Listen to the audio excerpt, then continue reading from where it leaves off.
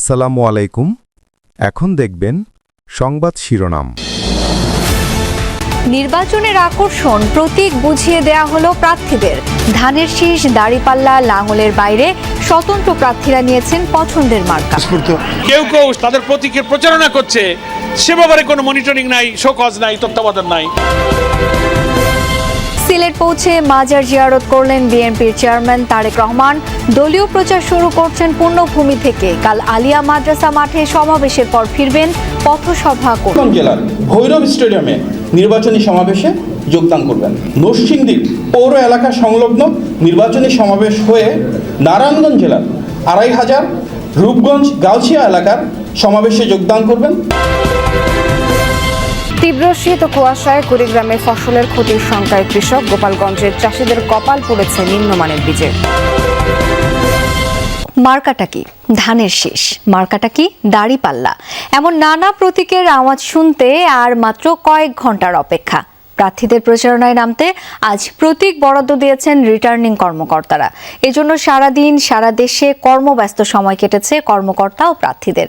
অবশ্য অনেকেই নিজেদের প্রতিনিধি পাঠিয়ে প্রতীক সংগ্রহ করেছেন। দলীয় বা স্বতন্ত্র সব প্রার্থী ক্যামেরার সামনে পেয়ে বলেছেন ভোটাররা জয়ী করবেন তাদের। প্রতীক বরাদ্দ নিয়ে দুটি রিপোর্টের পরপর থাকছে। সকাল ৯টাতেই রিটার্নিং অফিসারের কার্যালয়ে আসতে থাকেন প্রার্থীরা। যারা আগেই দলের মনোনয়ন পেয়েছেন তারা জানতেন নিজেদের প্রতীক। তবুও অনেকে সশরীরে এসে বুঝে নিয়েছেন প্রিয় প্রতীক, যেটি নিয়ে মাঠে ঘাটে যাবেন ভোটারদের কাছে। ঢাকা মহানগর ও জেলার মোট ২০টি আসনে প্রতীক দেয়া হয় সেগুনবাগিচা বিভাগীয় কমিশনারের কার্যালয়, জেলা প্রশাসকের কার্যালয় এবং আগারগাঁও নির্বাচন কমিশন অফিসে। রাজনৈতিক দলগুলোর মধ্যে ঢাকা ১৭ আসনে বিএনপি চেয়ারম্যান তারেক রহমানের পক্ষে প্রতীক বুঝে নেন তার প্রতিনিধি অ্যাডভোকেট মনিরুল ইসলাম। অন্যদিকে ঢাকা ১৫ আসনে জামায়াত আমির ডাক্তার শফিকুর রহমানের প্রতীক নেন ইহসানুল মাহবুব জুবায়ের।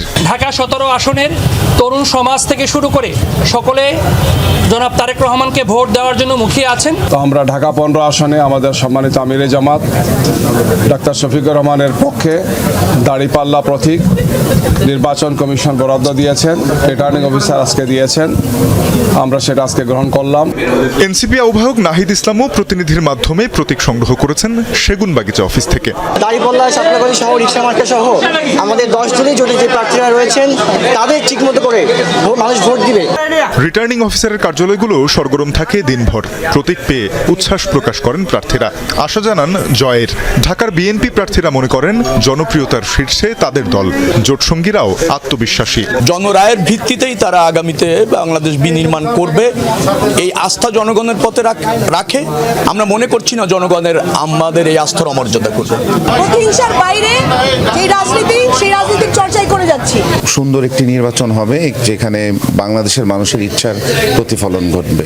এই ধরনের একটা সময়ের জন্য গত ১৭ বছর বাস্তবে আমরা অপেক্ষা করেছি। অনেকটা বিপরীত কথা বলছেন জামায়াত নেতৃত্বাধীন নির্বাচনী ঐক্যের প্রার্থীরা। বিএনপির বিরুদ্ধে মাঠে পেশি শক্তির অভিযোগ তুলে কেউ কেউ উদ্বেগ জানান, প্রশ্ন তোলেন কমিশনের ভূমিকা নিয়ে। বিভিন্ন সুতো দেখিয়ে আমাদের লোকজনদেরকে বাধাগ্রস্ত করা হচ্ছে। আমরা ইতিপূর্বে নির্বাচন কমিশনে কিন্তু আমরা এই নিরপেক্ষতা দেখিনি 100%। এজেন্ডা বাস্তবায়নের জন্য এখানে বসে আছে, তাদের মাধ্যমে কিভাবে একটা সুষ্ঠু নির্বাচন হয়। চাঁদাবাজি, সন্ত্রাস, দখলদারিত্বের বিরুদ্ধে ইনসাফের একটি বাংলাদেশ গড়তে চায় এবং এই প্রতিশ্রুতি নিয়ে কাজ করতে চায়। ঢাকা ৯ আসনে ডাক্তার তাসলিম জারার মতো স্বতন্ত্র অন্য প্রার্থীরাও আসেন প্রতীকের জন্য। প্রতীক বুঝে নিয়েছেন জিএম কাদের নেতৃত্বে জাতীয় পার্টির লাঙলের মনোনয়ন পাওয়া প্রার্থীরা। ভোটের মাঠ না ছাড়ার ঘোষণা দেন তারাও। ফুটবল মার্কাতে প্রতিদ্বন্দ্বিতা করছি আগামী জাতীয় সংসদ নির্বাচনে। স্বচ্ছতা এবং জবাবদিহিতার রাজনীতি, তার ভিত্তিতেই আমাদের ক্যাম্পেইন চলবে। জাতীয় পার্টিকে কেবল নির্বাচনে অংশগ্রহণ করার জন্য এই অপরাধে দোষর আখ্যা দিয়ে এক্সক্লুডেড করতে চাওয়া হয়েছে। কর্মকর্তারা বলেন ভোটে সর্বোচ্চ সহযোগিতা করবে আইন শৃঙ্খলা বাহিনী। প্রার্থীদের পরস্পর বিরোধী অভিযোগ থাকলেও আমলে নেওয়া হবে শুধু লিখিত অভিযোগ। নির্বাচন কমিশন এবং সরকার আইন শৃঙ্খলা রক্ষার বিষয়ে যেসব পদক্ষেপ গ্রহণ করেছেন সেই বিষয়ে তাদেরকে অবহিত করেছে। তারাও আমাদের সহযোগিতার আশ্বাস দিয়েছেন। আমরা আশা করি যে আইন শৃঙ্খলার বিষয়ে বড় ধরনের কোনো আশঙ্কা নেই। বৃহস্পতিবার পোস্টাল ব্যালটের বুথ স্থাপনের কথা জানান রিটার্নিং কর্মকর্তা। একই সঙ্গে শুরু হচ্ছে নির্বাচনী প্রচারের আয়োজন। প্রতীক বরাদ্দ কার্যক্রমে দিনভর সরব ছিল সারা দেশের রিটার্নিং কর্মকর্তাদের কার্যালয়গুলো।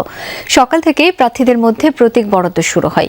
এর আগে প্রার্থী ও তাদের প্রতিনিধিদের আচরণবিধি মেনে চলা সহ বিভিন্ন বিধিনিষেধ সম্পর্কে সচেতন করেন নির্বাচনী কর্মকর্তারা। তবে অনেক জায়গায় রাজনৈতিক দলগুলোর কিছু প্রার্থী প্রতীক বরাদ্দ নিতে এসে মিছিল করতে দেখা যায়। সারা দেশে দিনভর উৎসবমুখর পরিবেশ। সকাল থেকে চলে ত্রয়োদশ জাতীয় সংসদ নির্বাচনে প্রার্থীদের মধ্যে প্রতীক বরাদ্দ। রিটার্নিং কর্মকর্তার কার্যালয়ে নিজ নিজ কর্মী সমর্থক ও প্রতিনিধিদের নিয়ে উপস্থিত হন বিভিন্ন দলের প্রার্থীরা। শুরুতেই তাদের আচরণবিধি মেনে চলা সহ বিভিন্ন বিধিনিষেধ সম্পর্কে সচেতন করেন নির্বাচনী কর্মকর্তারা। আচরণবিধি লঙ্ঘন করলে এর শাস্তি সম্পর্কেও অবহিত করেন। প্রতিদ্বন্দ্বী প্রার্থীগণ তারা তাদের প্রচারণার সময় পরিবেশ বান্ধব প্রচারণা করবেন এবং আচরণ বিধিমালাটা সঠিকভাবে তারা পালন করবেন। প্রার্থীগণ এসেছেন, আমরা নির্বাচনী আচরণ বিধি এবং প্রচারণা কিভাবে করবে, কখন শেষ হবে এই বিষয়ে তাদেরকে উপস্থাপনার মাধ্যমে অবহিত করেছি। এরপর একে একে প্রার্থীদের প্রতীক বরাদ্দ দেওয়া হয়। দলীয় প্রার্থীরা নিজ নিজ দলের প্রতীক পান, আর স্বতন্ত্র প্রার্থীদের বরাদ্দ দেওয়া হয় তাদের আবেদনকৃত পছন্দের প্রতীক। এবারে নির্বাচনে 119টি প্রতীক থেকে বরাদ্দ পান প্রার্থীরা। উন্নয়নের প্রতিশ্রুতি দিয়ে সৌহার্দ্যপূর্ণ পরিবেশে প্রচারণার কথা দেন তারা। 2001 সালে যেরকম নির্বাচনের পরিবেশ ছিল তার চেয়ে অনেক ভালো পরিবেশ। সবাই স্বতঃস্ফূর্তভাবে অংশগ্রহণ করছে, একে অপরের সৌহার্দ্য ভাই ভাই হিসেবেই সবাই সবার সঙ্গে সুন্দর আচরণ করছে। আমি মানুষের বিগত দিনে কল্যাণ করেছি, সেই কল্যাণ মানুষ বিবেচনা করেই আমাকে ভোট দেবে সেটা প্রত্যাশা করি, এবং সেই বিবেচনায় আমি অনেক এগিয়ে আছি এবং শতভাগ বিশ্বাস করি ইনশাল্লাহ মানুষ সেটা বিবেচনা আনবে। কেউ কেউ শত শত লোকের মধ্যে বাতি জ্বালিয়ে মিটিং করছে, বিরিয়ানি খাওয়াচ্ছে, তাদের প্রতীকের প্রচারণা করছে, সে ব্যাপারে কোনো মনিটরিং নাই, শোকজ নাই, তত্ত্বাবধান নাই। এই মার্কাটা আমার ভোটারদের মার্কা, এটা আমার মার্কা না। আমার এই হাত যদি কেউ চুরি করার চিন্তাও করে আমি যথাযথ ব্যবস্থা নেব। কার্যালয়ের সামনে বিভিন্ন দলের প্রার্থীদের পক্ষে স্লোগান দিতে দেখা যায় কর্মী সমর্থকদের।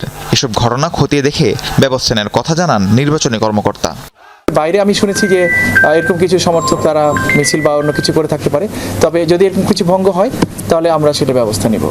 রাজশাহীতে জাতীয় পার্টির প্রতীক বরাদ্দের প্রতিবাদে রিটার্নিং কর্মকর্তার কার্যালয়ের সামনে প্রতিবাদ করে এনসিপি নেতারা। পঞ্চগড়ে উন্মুক্ত আলোচনায় বিএনপি নেতাকর্মীদের বিরুদ্ধে হুমকি দেওয়ার অভিযোগ করেন এনসিপি প্রার্থী সার্জিস আলম। সিলেটে পৌঁছে হযরত শাহজালাল এবং হযরত শাহপরান রহমতুল্লাহ আলাইহির মাজার জিয়ারত করেন বিএনপি চেয়ারম্যান তারেক রহমান। কাল সকাল থেকে আনুষ্ঠানিক প্রচারে নামছেন তিনি। এর আগে প্রায় 2 দশক পর স্ত্রী জুবাইদা রহমানকে নিয়ে যাচ্ছেন শ্বশুরালয়ে। বিএনপি প্রধানের এমন গণসংযোগ ভোটের মাঠে পার্থক্য গড়ে দেবে বিশ্বাস দলের নেতা আমির খসরু মাহমুদ চৌধুরীর। সব বিভাগে তারেক রহমানের সফরের সম্ভাবনার কথা জানিয়েছেন নির্বাচনী পরিকল্পনা কমিটির মুখপাত্র মাহাদি আমিন।